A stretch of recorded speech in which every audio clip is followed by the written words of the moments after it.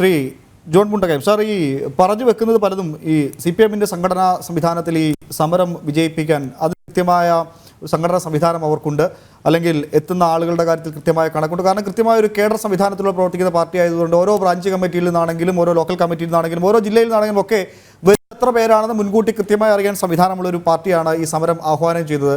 ഈ തിക്കും തിരക്കുമുണ്ടായി ആളുകൾ കൂട്ടിയിടിച്ച് തമ്മിൽ തല്ലി സ്റ്റാമ്പേഡിലൂടെ മരിക്കും, അതുകൊണ്ട് സമരം പിൻവലിച്ചേ മതിയാകൂ എന്ന ഒരു സമ്മർദ്ദം വരാൻ തക്ക ദൗർബല്യം പാർട്ടിക്കുണ്ട്, അല്ലെങ്കിൽ അതാണ് ഇതിൻ്റെ പിന്നിലെ ഒരു പ്രധാന ഘടകമെന്ന് തലസ്ഥാനത്തെ ഓരോ രാഷ്ട്രീയ നീക്കവും കൃത്യമായി വിലയിരുത്തുന്ന ഒരു മാധ്യമപ്രവർത്തന നിലയ്ക്ക് താങ്കൾക്ക് തോന്നുന്നുണ്ടോ? അതുതന്നെയാണോ ഇതിൻ്റെ ഒരു യഥാർത്ഥ കാര്യം? മാത്രമല്ല, ഒളിഞ്ഞും തെളിഞ്ഞും വരുന്ന TP വധക്കേസുമായി ബന്ധപ്പെട്ട ആരോപണവും ആ കാര്യത്തിലും താങ്കളുടെ നിരീക്ഷണം വേണം.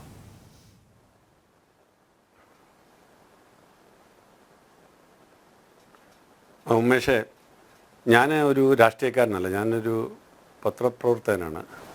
എനിക്ക് വസ്തുതകളുടെ അടിസ്ഥാനത്തിൽ മാത്രമേ സംസാരിക്കാൻ പറ്റുള്ളൂ. ഊഹാപോഹങ്ങളുടെ അടിസ്ഥാനത്തിലോ രാഷ്ട്രീയ താല്പര്യത്തിൻ്റെ അടിസ്ഥാനത്തിലോ പറയാൻ പറ്റില്ല. പക്ഷേ ഉമേഷ് പറഞ്ഞ ഒരു കാര്യം വളരെ പ്രസക്തമാണ്.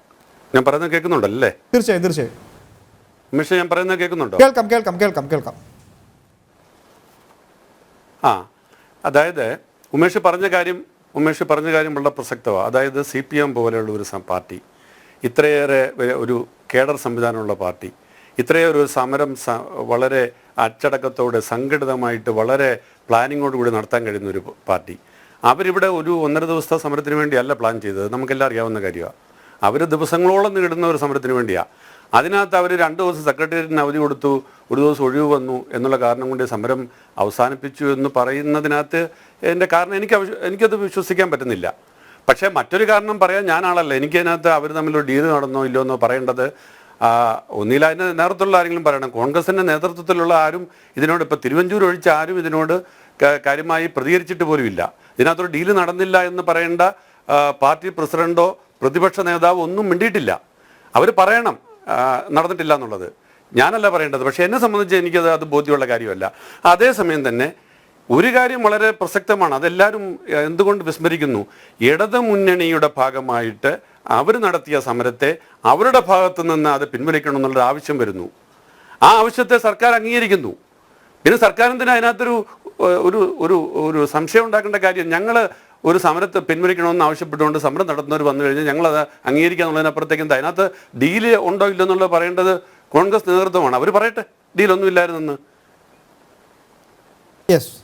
ശ്രീ ഉല്ലാസ് ബാബു, ഇപ്പോൾ വേറൊരു കാര്യം, നേരത്തെ ഒരു കാര്യം കൂടെ ഹസ്കർ നേരത്തെ പറഞ്ഞ ഒരു കാര്യം, ഹസ്കർ നേരത്തെ പറഞ്ഞൊരു കാര്യം, ചെറിയാൻ ഫിലിപ്പിൻ്റെ വെളിപ്പെടുത്തൽ. അദ്ദേഹം നേരത്തെ ഇടതുപക്ഷത്ത് CPM-ന്റെ കൂടെ നിന്നിരുന്ന വ്യക്തിയാണ്. അപ്പോൾ കൃത്യമായിട്ട് അവിടുത്തെ കാര്യങ്ങൾ അറിയാം. അദ്ദേഹം പറയുന്നത് VS അച്യുതാനന്ദ താല്പര്യപ്രകാരമായിരുന്നു സമരം, പിണറായി വിജയന് താല്പര്യമില്ലായിരുന്നു എന്നാണ്. എങ്കിൽ പിന്നെ നമ്മൾ സംശയിക്കേണ്ട ഒരു കാര്യം, VS അച്യുതാനന്ദ താല്പര്യപ്രകാരം നടത്തിയ ഒരു സമരം മുന്നോട്ട് കൊണ്ടുപോകാനായിട്ട് പിണറായി വിജയന് താല്പര്യമില്ലായിരുന്നു, അല്ല പാർട്ടിക്ക് താല്പര്യമില്ലായിരുന്നു എന്നതുകൊണ്ടാണെന്ന് ഒരു കരുതേണ്ടി വരും.